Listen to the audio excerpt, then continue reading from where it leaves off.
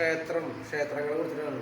ശരിക്കും ചില കോവിലിൽ ചിന്തിക്കുമ്പോൾ ചില സമയത്ത് ഇങ്ങനെ ഈ അമ്പലപ്പുഴ അങ്ങനെ പാൽപ്പായസം അങ്ങനത്തെ ഒരു പ്രത്യേകതരം ഹിന്ദുത്വത്തിലേക്ക് പോകും. ഓരോരോ സംസ്കാരം ശ്രേഷ്ഠതയൊക്കെ അറിയുമ്പോഴേ എനിക്ക് അതിരപ്പള്ളി റൂട്ടിലൊക്കെ എവിടെയെങ്കിലും ഒരു പുഴയുടെ സ്ഥലം ഒരു അമ്പലം പണിയേണ്ടതാണ് ശരിക്കും. അതേപോലെ അത് ബ്രാഹ്മണരൊക്കെ സംസാരിക്കേണ്ട സമയമാണ് ഇപ്പോൾ. പിന്നെ ബ്രാഹ്മണർക്ക് എനിക്ക് ചെയ്തു തരാൻ പറ്റുന്ന ഒരു സഹായം, ഈ മധ്യ തിരുവിതാംകൂറിലാണ് തോന്നുന്നു ഈ ആദിത്യ ക്ഷേത്രം ഉള്ളത്, സൂര്യക്ഷേത്രം. അതെങ്ങനെയാണ് ഈ സൂര്യനെ ഇങ്ങനെ ഇതാക്കണ എനിക്ക് മനസ്സിലാവുന്നില്ല. എനിക്ക് അറിയില്ല അതെന്താ. അപ്പം അത്ര കഴിവുള്ള ആൾക്കാർ ഉണ്ടായിരുന്നുണ്ടോ നമ്മുടെ സംസ്കാരം നോക്കും. അതിന് മധ്യ തിരുവിതാംകൂർ, തിരുവനന്തപുരം അല്ല, നമ്മുടെ ഈ മലബാറും അല്ലാത്ത നമ്മുടെ മറ്റൊരു സംസ്കാരത്തിൻ്റെ ഒരു ഭാഗമാണ് ഈ മധ്യ തിരുവിതാംകൂർ.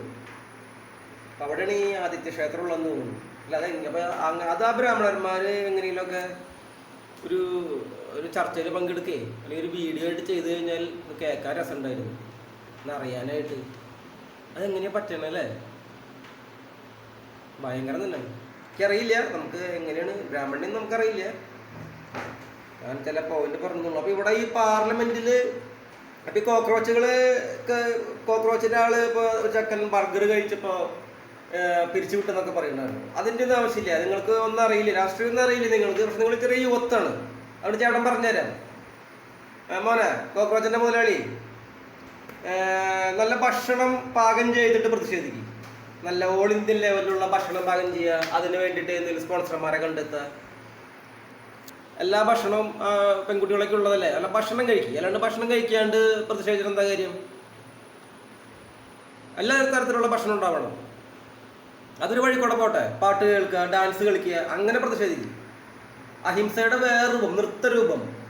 അതുകൊണ്ട് മുഖം വീർപ്പിച്ചിരുന്നിട്ട് നാളേക്ക് നാളെ സംഭവിക്കുന്നു വിചാരിച്ചിട്ട് കാര്യമില്ല. കാരണം നിങ്ങൾ ചിന്തിക്കേണ്ടത് എന്താണെന്നറിയും, നമ്മുടെ കോൺഗ്രസ് ഒരു പരിധിവരെ നശിപ്പിച്ചു വെച്ചുള്ള സ്ഥലമാണ് നമ്മുടെ ഇന്ത്യ. അപ്പൊ ഇവര് കയറിയിട്ട് 2014, ഇപ്പൊ 10-15 കൊല്ലം നമ്മുടെ കാലം കഴിഞ്ഞു. ഇപ്പൊ അതെല്ലാം പറഞ്ഞിരിക്കാൻ പറ്റില്ലല്ലോ. അപ്പൊ ഈ വിദ്യാഭ്യാസത്തിന്റെ ഈ പ്രശ്നങ്ങൾ, ഈ മൂല്യനിർണ്ണയ ചോർച്ച, ഈ ചോദ്യക്കടലാസ് ചോർച്ച വരെ സഭയിൽ വരുമ്പോ ഈ മോദി ചോദിക്കേണ്ടെന്നിട്ട് അല്ലെങ്കിൽ BJP ചോദിക്കേണ്ടെന്നിട്ട് നിങ്ങളുടെ കാലത്ത് ആയിരുന്നില്ലേ കോൺഗ്രസിന്റെ കാലത്ത്?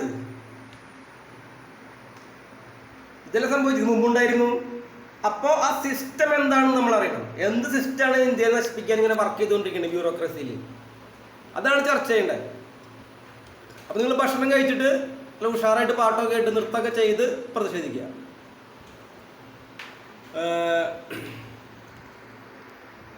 അപ്പോൾ മറ്റേ പൂരത്തിന് അല്ല 29 ദിവസം 30 ദിവസം പൂരത്തിന് ശബരിമല നിന്നുണ്ട്, ഗുരുവായൂരിൽ നിന്നുണ്ട്, പിന്നെ തിരുപ്പതിയിൽ നിന്നൊക്കെ പൈസ.